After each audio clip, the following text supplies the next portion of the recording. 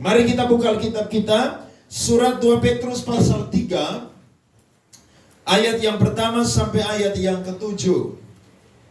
Saya akan bahas seluruh ayat dari pasal 3 ini, tetapi saya akan bacakan dan saudara bacakan sampai ayat 7 saja, dan kita akan mengambil inti-inti daripada apa yang Rasul Petrus sampaikan, yakni firman Tuhan kepada kita semua. Saya akan beri judul firman Tuhan pada malam hari ini adalah respon kita di dalam menantikan kedatangan Yesus Kristus yang kedua kali. Sebelum saya dan saudara baca, saya mau tanya kita semua, siapa yang percaya bahwa Yesus akan datang yang kedua kali? Coba angkat tangan. Yakin? 100% yakin?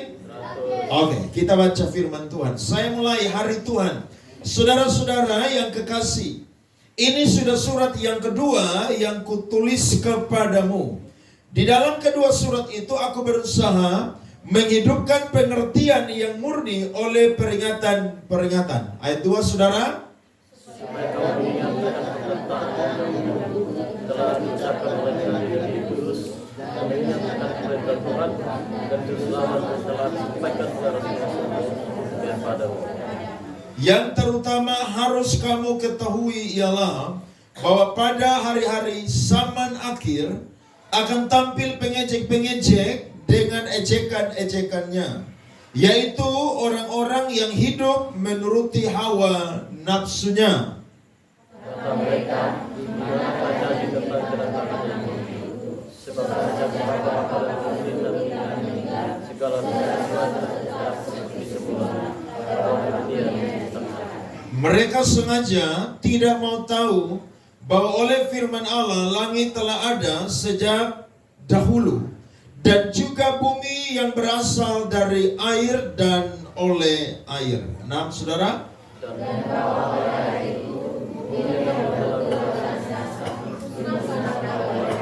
Sama-sama.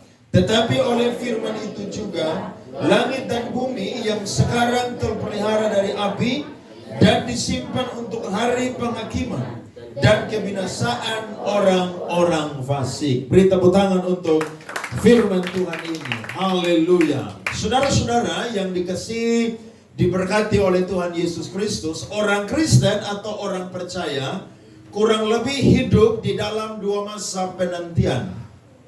Masa yang pertama adalah masa menantikan Yesus Kristus itu datang pertama kali.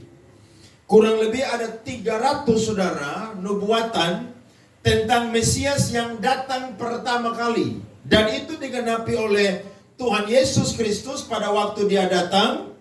Dia lahir di kandang domba di Bethlehem Efrata. Dan kelahiran dia itu menggemparkan orang-orang Yahudi, bahkan juga raja-raja kafir. Bahkan itu cerita menjadi cerita yang terus diceritakan setiap bulan Desember, atau setiap orang Kristen itu merayakan Natal.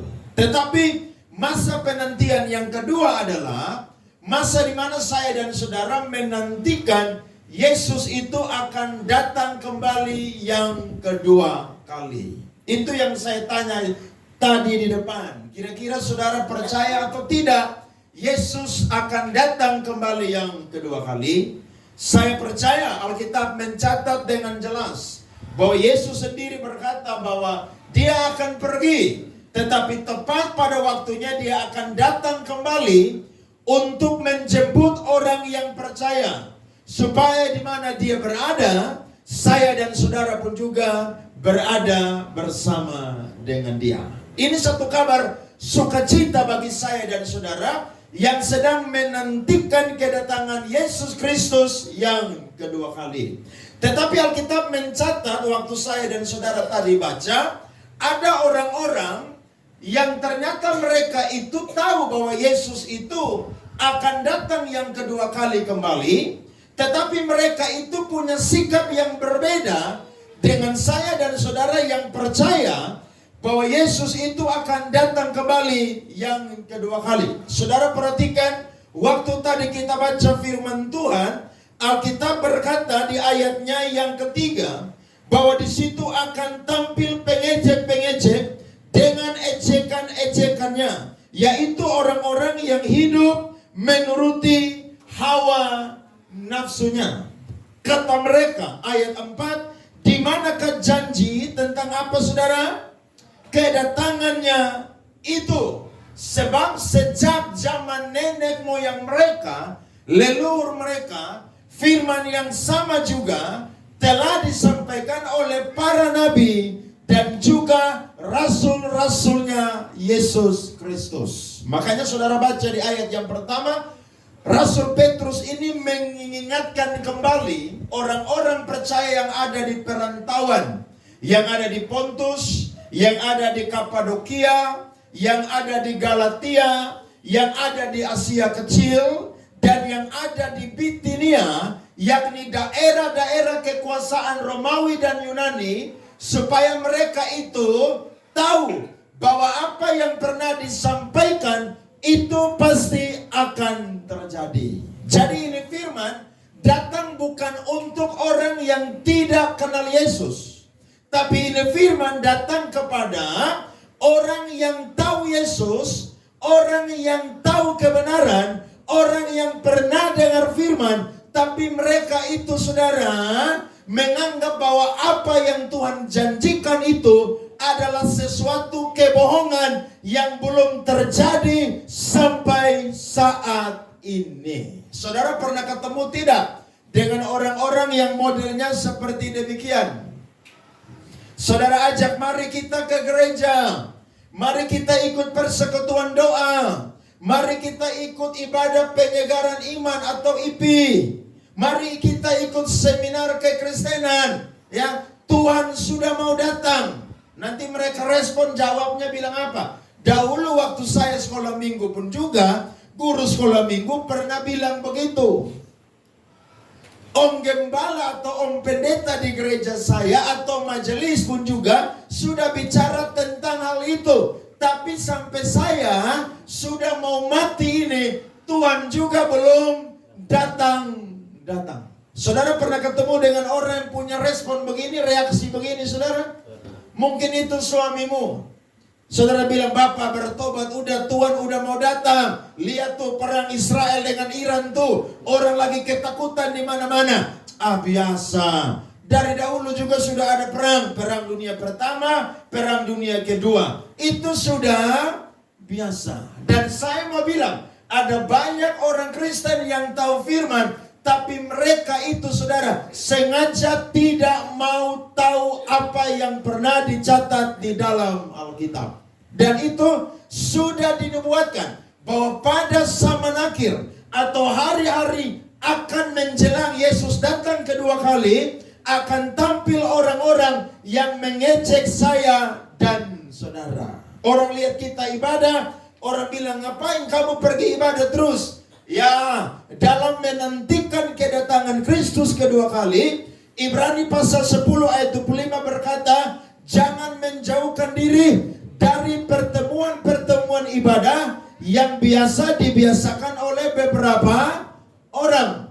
Tetapi marilah kita melakukan itu menjelang hari Tuhan yang sudah semakin dekat. Saudara-saudara, kita beribadah karena kita tahu ibadah adalah salah satu persiapan yang kita lakukan di dalam menantikan Yesus Kristus datang yang kedua kali. Ada amin? Jadi kita ibadah ini bukan buang-buang waktu. Kita ibadah ini bukan karena perasaan dengan Tuhan Allah juga kita datang. Kita ibadah bukan perasaan dengan keluarga atau penjaga kaki dia di tempat ini sehingga kita datang. Tidak. Tapi kita tahu ibadah adalah gaya hidup dari orang-orang yang punya pengharapan tentang Yesus pasti akan datang yang kedua kali. Itu sikap yang pertama. Sedangkan sikap yang kedua, saudara perhatikan ayatnya yang kelima. Alkitab berkata, mereka sengaja tidak mau tahu bahwa oleh firman Allah, langit telah ada sejak dahulu, dan juga bumi yang berasal dari air dan oleh api. Dan ayat 6 saudara mencatat, mereka sengaja melupakan bahwa Tuhan pernah hukum manusia dengan satu peristiwa besar, yakni air bah. Coba saudara tanya orang Kristen, mereka tahu air bah tidak? Saya yakin pasti mereka langsung ingat siapa? Nuh, istri Nuh, Sem, Ham, dan Yafet, dan juga 3 istri atau menantu dari Nuh, yakni nyonya Sem, nyonya Ham, dan nyonya Yafet. Makanya saudara lihat perang Israel dengan Iran sekarang tuh, itu yang perang tuh keturunan siapa nih? Itu keturunan daripada Nuh. Iran itu keturunan dari Yafet. Dulu negara mereka bukan namanya Iran, tapi Persia. Siapa Raja Persia yang suruh orang Israel pulang dari pembuangan? Yakni Raja Kores. Jadi mereka ini punya hubungan. Termasuk saya dan saudara pun juga. Ini salah satu yang berasal dari keturunan anak-anaknya Nuh. Kalau saudara tanya semua orang Kristen, pasti mereka hafal. Hujan berapa hari? Pasti mereka akan bilang 40 hari, 40 malam. Ada ajaran sebelah yang mengatakan bahwa pada waktu Nuh itu selamat, ya, yang ikut itu bukan cuma Nuh dan keluarganya, tapi ada orang-orang lain yang percaya, bahkan juga binatang yang haram, ya, yang paling banyak ada di Batra Nuh adalah babi, saudara-saudara. Tidak demikian. Saudara tanya orang siapapun, pasti mereka akan tahu tentang peristiwa air bah. Dan Tuhan pernah berjanji, Dia tidak akan pernah hukum dunia lagi atau manusia dengan apa, saudara? Air bah. Tapi ingat, satu ketika Dia datang kembali, bumi ini akan dibumi hanguskan oleh api. Berarti orang-orang fasik, saudara, mereka itu sengaja tidak mau tahu apa yang ada di dalam Alkitab. Kita bersyukur saya dan saudara hadir pada malam hari ini. Kita punya sikap yang berbeda dari orang-orang fasik yang mengatakan tentang 2 alasan yang tadi. Nah, kita akan lihat bagaimana sikap saya dan saudara sebagai orang percaya. Lihat ayat yang ke-8. Firman Tuhan berkata, "Akan tetapi saudara-saudaraku yang kekasih, yang satu ini tidak boleh kamu lupakan, yaitu bahwa di hadapan Tuhan 1 hari sama seperti 1000 tahun. Dan 1000 tahun sama seperti 1 hari." Saudara lihat, ada perhitungan waktu yang berbeda antara Tuhan dengan manusia. Manusia berkata, 1000 tahun itu, saudara, 1000 hari itu, saudara, lama sekali. Tapi bagi Tuhan, saudara-saudara, itu hitungannya terbalik. Bagi kita lama, tapi bagi Tuhan itu cepat. Bagi kita itu cepat, tapi bagi Tuhan itu lama. Nah, saya dan saudara punya hitungan waktu yang berbeda dengan Tuhan. Sehingga waktu saya dan saudara memahami ayat ini, maka kita sadar betul bahwa ternyata Tuhan itu punya waktu yang berbeda untuk saya dan saudara. Alasannya apa? Saudara lihat di ayat yang ke-9. Ini jawabannya, saudara-saudara. Firman Tuhan berkata, Tuhan tidak lalai menepati janjinya, sekalipun ada orang yang menganggapnya sebagai kelalaian. Tetapi Ia sabar terhadap kamu, karena Ia menghendaki supaya jangan ada yang binasa, melainkan supaya semua orang berbalik dan bertobat. Saudara dan saya tahu, zaman sekarang adalah zaman anugerah atau masa kasih karunia. Kalau kita mau hitungan waktu, saudara, dari Abraham sampai Yesus itu jaraknya 2000 tahun. Dan dari Yesus sampai ke kita, saudara, tahun 2000 kemarin, itu jaraknya juga, saudara, sudah 2000 tahun. Kalau kita mau hitung-hitung waktu, sebenarnya Yesus itu sudah layak datang pada tahun 2000 yang kemarin. Tetapi saudara-saudara, kenapa sampai 2025, malam ini tanggal berapa sih hari ini? 24. Saudara dan saya melihat bahwa Tuhan itu belum datang juga yang kedua kali.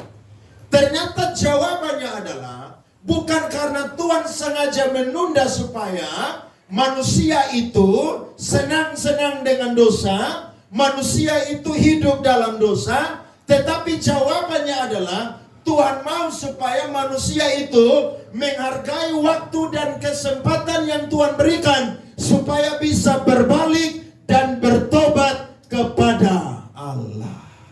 Amin, saudara. Jadi jangan ada yang bilang begini, Tuhan saya belum nikah, jadi Tuhan jangan datang dulu.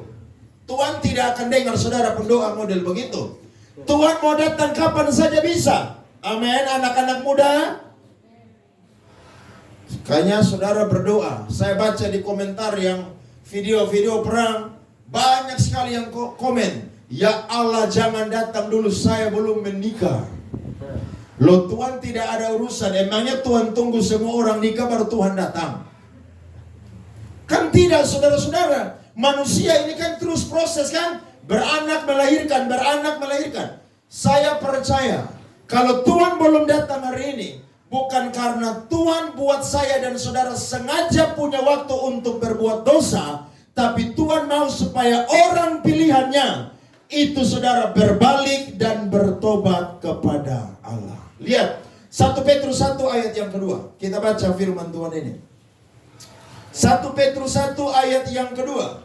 Alkitab berkata, yaitu orang-orang yang dipilih sesuai dengan rencana Allah, Bapa kita yang dikuduskan oleh Roh, supaya taat kepada Yesus Kristus dan menerima percikan darahnya. Kiranya kasih karunia dan damai sejahtera makin melimpah atas kamu. Saya dan saudara buka lagi Matius 24 ayat 23 dan ayat 24. Perhatikan referensi firman Tuhan ini. Saya baca untuk kita semua.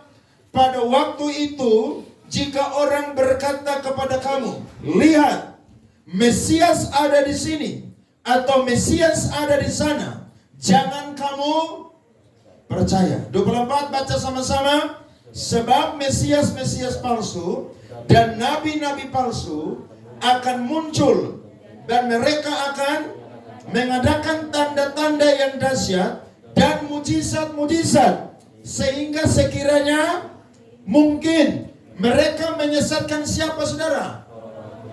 Tadi 1 Petrus 1 ayat 2 bilang, Tuhan itu telah memilih saya dan saudara sebelum dunia ini dijadikan. Kita adalah kaum pilihan Tuhan. Tetapi saudara dalam Matius 24 ayat 24 berkata, orang pilihan pun juga bisa disesatkan.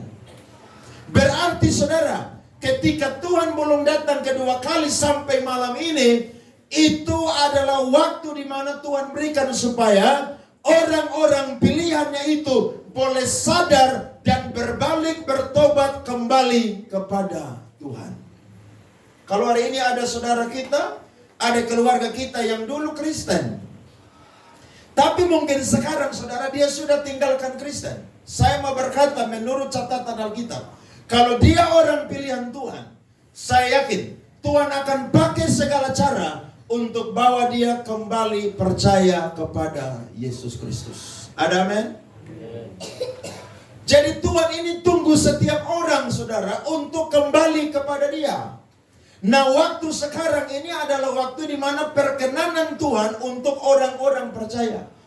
Jadi saya dan saudara yang sudah ada di dalam Yesus Kristus, mari jaga bagaimana Tuhan itu sudah menebus kita dengan darahnya yang mahal. Bagaimana dia sudah membuat saya dan saudara berpindah dari kegelapan dan sudah berada di dalam terang Kristus yang luar biasa. Itu sebabnya hargai masa anugerah yang Tuhan masih berikan kepada saya dan saudara. Bilang sama kiri kanan, jangan main-main cari Tuhan hari ini. Amin. Jangan main-main cari Tuhan hari-hari ini. Saya nonton saudara berita, Pak Prabowo sendiri mengatakan, negara-negara yang terlibat perang nanti, itu adalah negara-negara yang punya rakyat yang akan mati cepat. Karena kalau perang, saudara, yang turun itu bukan parang, saudara. Yang turun itu bom nuklir dan lain sebagainya. Tetapi kita yang tidak terlibat perang pun juga pasti akan mati. Tapi matinya pelan-pelan, saudara. Kenapa? Karena ekonomi dunia pasti akan apa? Guncang.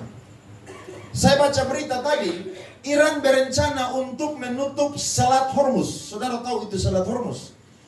20% pasokan minyak bumi dunia, saudara, itu dipasok dari Iran. Kalau sampai dia tutup itu, saudara, maka saudara dan saya cari minyak tanah ini Pertamax, Pertalite ini akan susahnya minta ampun. Ekonomi dunia, saudara, akan kolaps, saudara. Dan saya dan saudara akan masuk di satu masa yang namanya adalah apa? Krisis atau kelaparan. Makanya Yesus pernah bilang, toh, sebelum dia datang kedua kali akan ada permulaan penderitaan. Betul, saudara? Akan ada nabi-nabi palsu yang muncul mengajarkan ajaran sesat. Akan ada gempa bumi di mana-mana. Akan ada peperangan bangsa bangkit melawan bangsa. Akan ada penyakit sampar. Tapi ada salah satu juga yang akan terjadi, yakni apa? Kelaparan. Makanya yang makan banyak-banyak tuh sekarang sering-sering doa dan puasa. Supaya satu hari makan satu kali saja. Amin. Itu juga bagus supaya saudara diet. Tidak perlu olahraga lari panas-panas di jalan di kota Kupang ini. Makan satu hari satu kali saja, saudara. 2 minggu langsung turun 5-6 kilo langsung tuh. Nah, yang suka makan banyak-banyak, saudara, mulai coba atur baik-baik. Kita tidak ikut campur, tapi tugas kita adalah berdoa. Kenapa, saudara? Karena memang itu akan terjadi. Karena semua yang ada di Alkitab itu pasti akan digenapi, saudara. Jadi dunia ini bukan tambah enak, saudara. Ini dunia ini akan tambah susah, akan tambah rusak, akan tambah jahat. Makanya waktu anugerah yang Tuhan masih berikan kepada kita, saudara dan saya, jangan pernah main-main. Amin. Yang anak muda yang masih kuat-kuat nih, yang masih semangat nih, ide-ide masih berlian, beri diri kepada Tuhan, melayani Tuhan. Yang orang-orang tua pun juga jangan berkata, kami sudah tua jadi sudahlah kalian. Tidak, saudara tidak usah berdiri di tempat ini, tapi saudara bisa berdoa untuk pelayanan, untuk pergumulan-pergumulan dunia. Saya percaya setiap kita bisa dipakai oleh Allah untuk membawa hormat dan kemuliaan bagi kerajaan sorga. Amin, saudara. Beri tepuk tangan kepada Tuhan. Jadi Tuhan tunggu kita ini supaya apa? Berbalik dan bertobat. Kita ibadah malam ini aja saya yakin ada banyak orang di luar sana yang sedang buat dosa. Kita boleh ada di tikar persekutuan doa, tapi ada berapa banyak orang yang mungkin sedang buat dosa malam hari ini. Dan mungkin mereka bukan orang non-Kristen, mereka adalah orang Kristen. Tapi saya percaya Alkitab berkata, kalau Tuhan belum datang sampai malam hari ini, karena Tuhan tunggu mereka untuk berbalik dan bertobat. Tuhan mau sorga penuh dengan jiwa-jiwa. Tuhan mau sorga penuh dengan orang Kupang, orang NTT. Ada amin? Amin kok tidak, saudara? Tuhan mau lihat orang Rote mayoritas ada di sorga. Orang Flores ada di sorga. Orang Timur ada di sorga. Orang Sumba ada di sorga. Orang Sabu ada di sorga. Orang Alor ada di sorga. Orang Indonesia ada di surga. Amin, saudara. Makanya tahun 2024 kemarin, kurang lebih kekristenan bertumbuh 2% di Indonesia.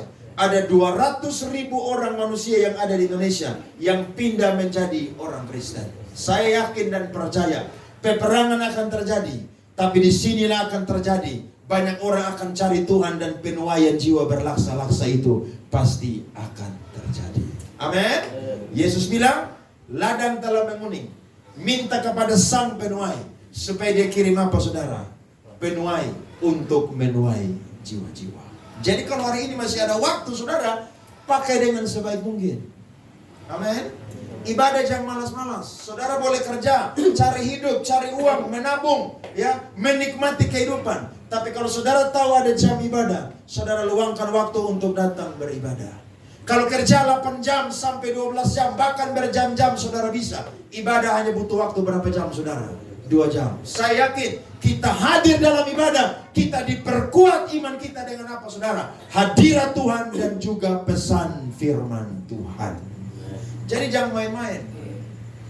Makanya kalau ada orang mati, ya, tinggalkan Yesus tidak kembali saudara, itu mutlak tempatnya tidak ada di surga.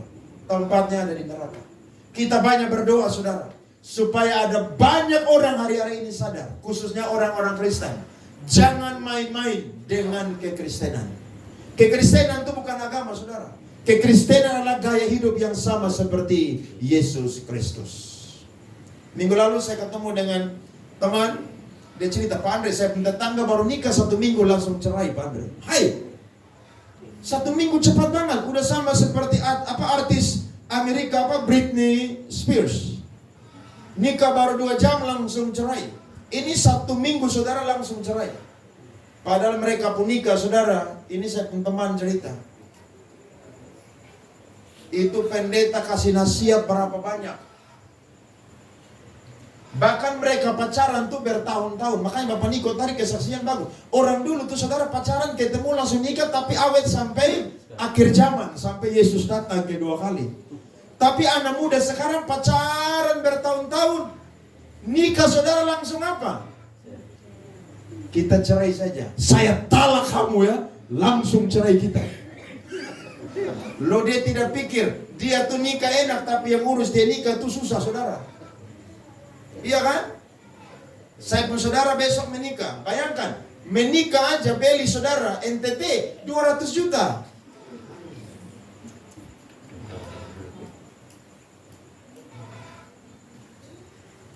Waduh.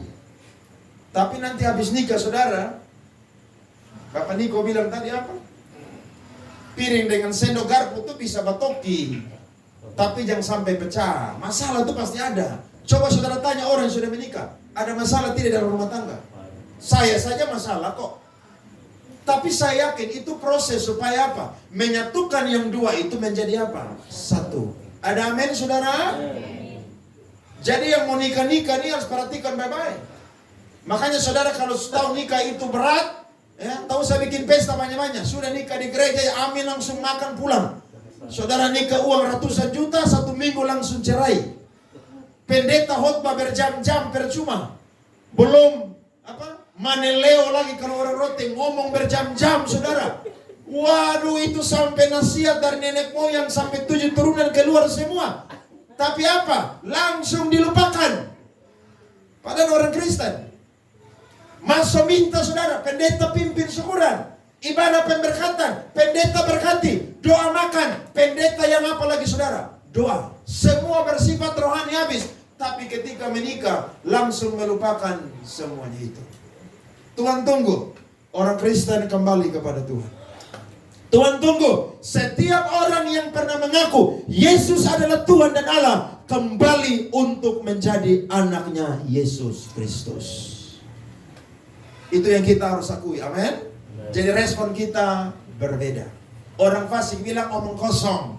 Orang fasik bilang tidak akan pernah terjadi. Kita bilang waktunya akan tiba, pasti Tuhan akan menggenapi. Tetapi kalau Tuhan belum datang sekarang, itu adalah masa anugerah supaya orang bisa berbalik dan bertobat kembali kepada Tuhan.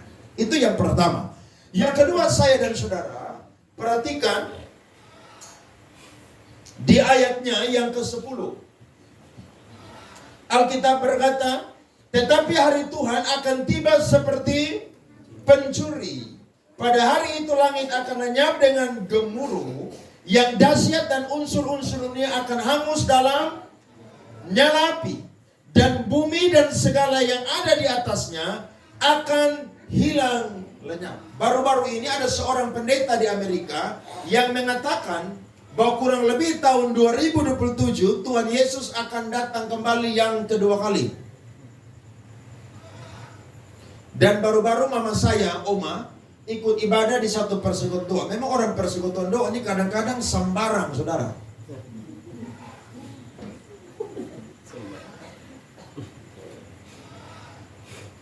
Pulang, Oma cerita saya, bagaimana?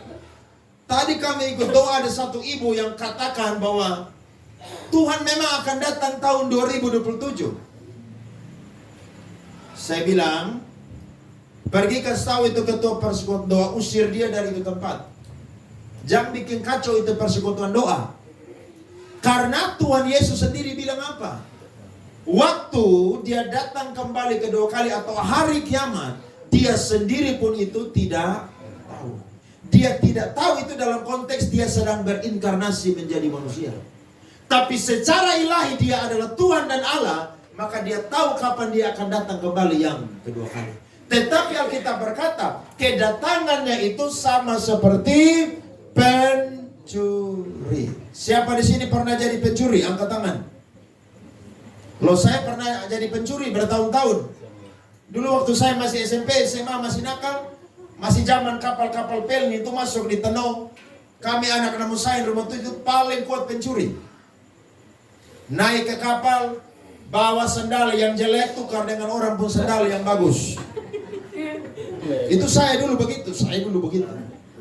Orang bawa buah-buahan, nah saudara tahu kan NTT ini kan, apalagi khusus Kupang, buah-buahan ini kan susah, mahal. Orang di Jawa sana rambutan 3 kilo 10 ribu, kita 1 kilo 40 ribu. Makanya orang Kupang tuh kulit kering-kering semua. Karena apa? Jarang makan buah. Setuju atau tidak saudara? Saya dulu di Bandung tuh 4 tahun. Saya di Bandung 4 tahun, 7 tahun di Jakarta. Tiap hari itu saya makan buah. Karena memang murah. Kulit bersih gak? Weh, datang Kupang saudara, ada dolek orang Kupang bilang. Itu saudara, orang kalau apalagi dari Jawa, saudara tahu mas-mas, mbak-mbak, kalau datang kan ngali-ngali, orang Kupang bilang bodoh-bodoh.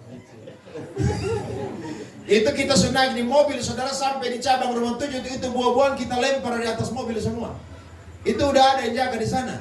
Sampai terminal mereka turun, saudara, uang mereka barang hilang semua.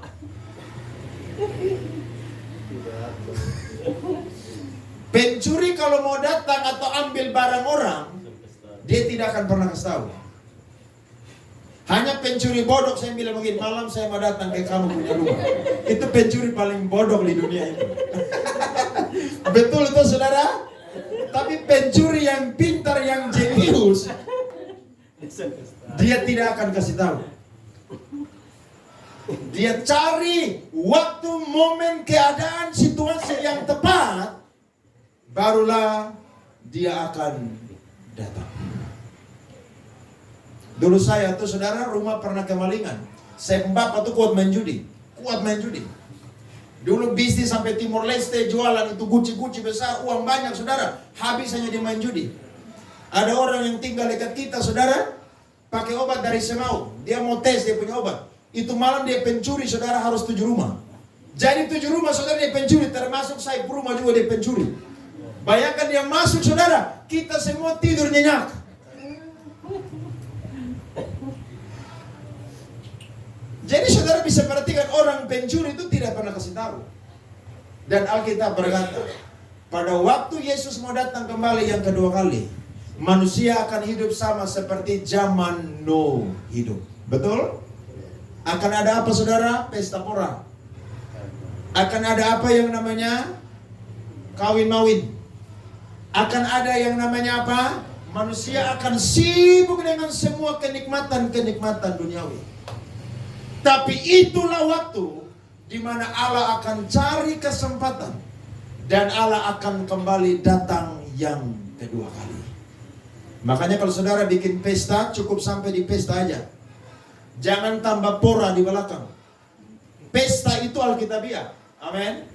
Tapi kalau sepora di belakang saudara, bahaya. Ini zaman orang pesta, kita nggak bisa tidur. Bayangkan pesta di 3 kilometer tape sampai sini, saudara bayangkan aja. Padahal itu apa? Orang Kristen tuh. Mereka ibadah di gereja pemberkatan, ya. Tapi habis semua sudah selesai, saudara. Pesta pora yang ada.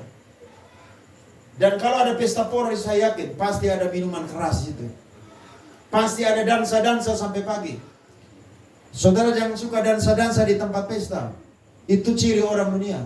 Di mana orang ada di Alkitab suka dansa-dansa, yang ada menari untuk Tuhan, dansa-dansa untuk Tuhan di gereja, persendo, lompat-lompat, itu Alkitabiah. Pola hidup yang lama-lama, saudara, jangan pernah lagi untuk dibawa ke dalam budaya kerajaan Allah. Dan manusia akan hidup sama seperti orang-orang yang hidup pada zaman Nuh hidup. Makanya kita bilang, bertobat udah, Tuhan udah mau datang yang kedua kali. Mereka bilang, sudah. Gampang, nanti Tuhan mau datang baru kita bertobat. Emangnya lu tahu kapan Tuhan datang kembali yang kedua kali? Kan tidak ada yang tahu. Kedatangan dia itu sama seperti seorang pencuri. Makanya kalau kita tahu pencuri itu mau datang, kita harus berjaga-jaga. Yesus pernah kasih satu perumpamaan toh, tentang 5 perempuan yang bijak, 5 perempuan yang bodoh. Mereka sama-sama tunggu Tuhan. Tapi 5 perempuan yang bodoh ini lupa membawa minyak yang lebih. Sedangkan 5 perempuan yang bijaksana membawa minyak yang lebih. Pertanyaannya, kenapa mereka bawa minyak yang lebih? Karena mereka tidak menduga kapan waktunya sang mempelai pria itu akan datang dan mereka akan sambut. Sedangkan 5 perempuan yang bodoh, mereka anggap sudahlah, pasti kita bawa ini, pasti sang mempelai akan datang tepat pada waktunya. Itulah yang Petrus tadi bilang di ayat 9. Kalau dia belum datang saat ini, bukan berarti saudara dia sengaja untuk buat saya dan saudara foya-foya, tapi dia sabar supaya orang Kristen berbalik dan bertobat kembali kepada Kristus. Akhirnya sang mempelai datang. Mereka langsung saudara sadar dari tidur mereka. Mereka siapkan lampu mereka, minyak mereka ada lebih. Tetapi yang bodoh saudara mau meminta. Mereka berkata tidak, nanti tidak cukup bagi kami. Mereka sambut sang mempelai. Mereka jalan tiba saudara. Dan akhirnya apa saudara? Waktu pintu itu ditutup, mereka mengetuk lagi saudara untuk mau masuk. Tidak ada kesempatan dan waktu lagi untuk mereka. Makanya saya dan saudara, mari bersyukur kalau Tuhan masih berikan waktu dan kesempatan bagi kita. Lihat ayatnya yang berikut saudara. Firman Tuhan mencatat ayat 11. Mari kita baca bersama-sama. 2 Petrus 3 ayat 11. 1, 2, 3. Jadi jika segala sesuatu ini akan hancur, secara demikian betapa suci dan salehnya kamu harus hidup. Semua akan hancur. Saudara punya karir yang dibangun akan hancur. Rumah yang dibangun saudara mewah-mewah akan apa? Hancur. Keuangan yang disimpan di bank saudara yang begitu banyak akan lenyap semua. Tidak heran? Yohanes pernah berkata, jangan cinta akan dunia ini. Karena orang yang terlibat dengan daya tarik dunia akan binasa. Tapi orang yang melakukan kehendak Allah akan tetap hidup sampai selama-lamanya. Cari uang itu kewajiban. Karena saudara tidak kerja cari uang, siapa kasih makan saudara? Cari uang itu Alkitabiah. Jangan saudara bilang berkata, pulang dari tempat ini, Pak Pendeta Andre berkata dalam khotbah tadi, tidak usah cari uang. Itu ajaran sesat saudara. Cari uang. Satu hari saudara diberikan jam kerja 8 jam. Kerja selama waktu masih siang. Tenaga masih ada. Kesempatan masih diberikan. Tapi ingat loh, ingat ya. Segala sesuatu akan hancur. Yang tidak akan hancur apa saudara? Keselamatan yang kita miliki dan kebenaran yang ada di dalam kehidupan kita. Itu yang akan kita bawa sampai kita berjumpa dengan Tuhan Yesus Kristus. Jangan jadi seperti istrinya Lot. Istrinya Lot waktu lari saudara, pesan Tuhan sudah bilang, jangan ada yang menoleh ke belakang. Tapi karena dia gila harta saudara, cinta harta, akhirnya dia pun juga apa? Menoleh. Langsung jadi apa saudara? Tiang garam. Makanya tidak heran Sekarang dia punya tiang garam, saudara, istri Lot itu masih ada sampai hari ini di Timur Tengah, saudara. Dan itu jadi contoh supaya apa? Manusia tidak boleh terikat dengan semua duniawi yang ada di dunia ini. Punya uang yang banyak, Alkitabiah. Jadi orang kaya, Alkitabiah. Saudara jadi orang yang sukses, itu Alkitabiah. Tapi jangan pernah cinta itu semua. Lebih daripada Tuhan Yesus, saya dan saudara itu cintai. Karena suatu ketika semua akan hancur, saudara. Apa yang mau kita bawa ketemu dengan Tuhan? Harta? Tidak ada. Emas? Tidak mungkin. Tapi yang kita bawa adalah apa? Jiwa yang diselamatkan dan kebenaran yang ada di dalam kehidupan kita. Itu sebabnya firman Tuhan tadi katakan ayat 11, saudara. Waktu saya dan saudara menantikan kedatangan Kristus, maka kita harus hidup suci dan saleh. Orang bilang kita, kamu nih sok-sok suci. Saudara jawab bilang begini, untuk masuk surga harus suci dan saleh. Ada amin? Ada yang bilang, sudah tidak usah terlalu rohani-rohanilah. Pernah dibilang begitu, saudara? Sudah, di gereja lu boleh rohani. Nanti kalau udah pulang gereja, rohana sedikit tidak apa-apa. Waktu sang mempelai datang, dia wajib untuk menemukan saya dan saudara hidup dalam kekudusannya Tuhan. Makanya jangan pernah terlibat dengan semua yang duniawi yang buat saya dan saudara menanggalkan kekudusan yang Tuhan berikan. Manusia boleh ejek kita, hina kita, saudara. Tapi ingat, kekudusanlah yang Tuhan kehendaki di dalam kehidupan kita. Di dalam menantikan Yesus datang kembali yang kedua kali, mari jaga kehidupan murni di hadapan Tuhan. Itu hidup saudara tidak tercemar, tidak bercela. Dia menjauhi kejahatan. Nah, kita pun juga harus seperti apa, saudara? Demikian. Kalau kita tinggal di lingkungan saudara yang jahat, orang-orang di situ tidak mau kenal Yesus, orang-orang di situ saudara hidup dalam pesta pora, kemabukan, perzinaan, semua dosa, saya dan saudara harus tampil beda. Sampai saudara dengar dari mulut mereka yang mengatakan, jangan bergaul sama dia, sama mereka. Mereka adalah orang-orang yang sok-sok suci. Ada saya punya jemaat saudara baru berjemaat 2-3 bulan. Kesaksian. Di saya dia bilang, Pak Pendeta, waktu saya dan keluarga iring Tuhan mau sungguh-sungguh, bukan cuma lingkungan kami yang benci kami, keluarga kami sendiri pun juga benci kami. Mereka bilang, kalian ini sok-sok rohani.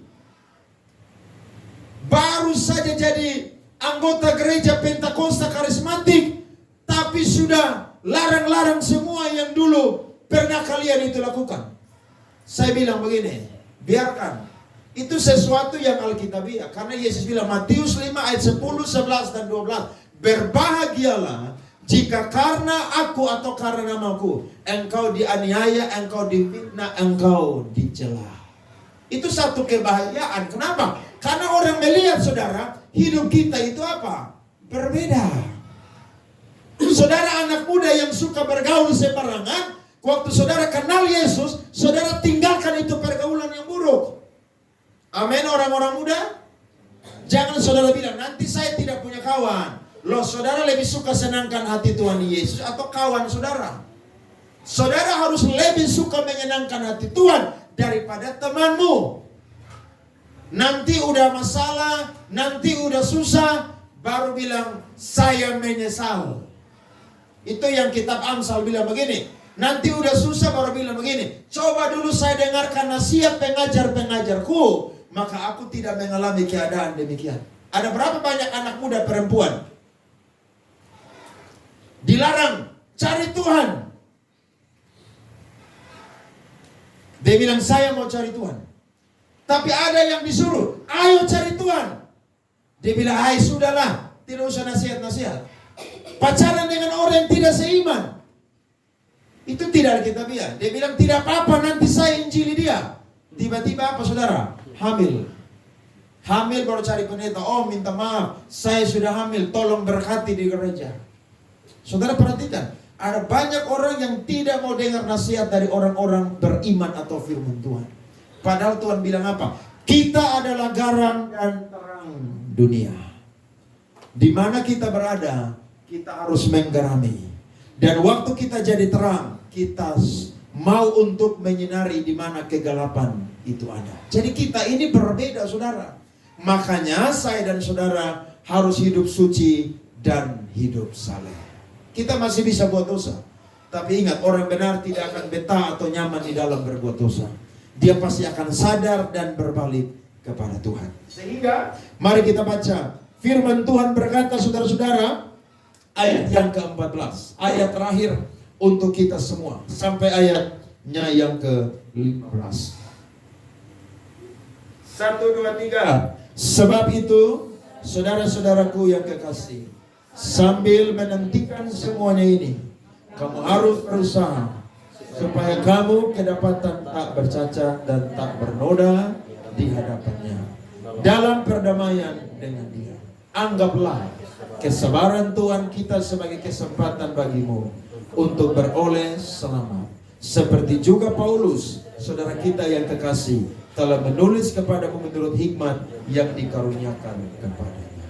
Alkitab berkata, waktu Tuhan datang kedua kali, pahlawan pun akan menangis. Saudara jangan main-main dengan Tuhan datang kedua kali loh. Ada orang jago-jago, dia belum alami bagaimana Tuhan datang kedua kali. Kalau Tuhan Yesus datang kembali yang kedua kali, pahlawan pun akan menangis. Itu sebabnya mari responi. Waktu saya dan saudara menantikan Yesus datang kembali kedua kali, mari sikap kita harus berbeda dengan orang-orang dunia. Ada amin, saudara? Yang pertama tadi, anggap kalau Tuhan belum datang, ini adalah waktu dan kesempatan supaya setiap kita berbalik dan bertobat kembali kepada Tuhan. Yang kedua adalah, saya dan saudara, mari jaga hidup dengan sebaik mungkin. Jangan tercemar dengan cara-cara duniawi, tetapi senantiasa suci, saleh di hadapan Tuhan. Sehingga pada waktu Yesus datang kedua kali, saya dan saudara bertemu dengan Dia di angkasa, di awan-awan. Kita hidup bersama dengan Dia di sorga, Yerusalem yang baru, sampai selama-lamanya. Saudara mau, saudara? Mau hidup dengan Tuhan selama-lamanya? Tidak ada air mata di sana. Tidak ada kesusahan di sana. Yang ada adalah kebahagiaan selama-lamanya dengan Yesus Kristus. Tuhan berkati kita semua dengan firman Tuhan malam hari ini. Amin.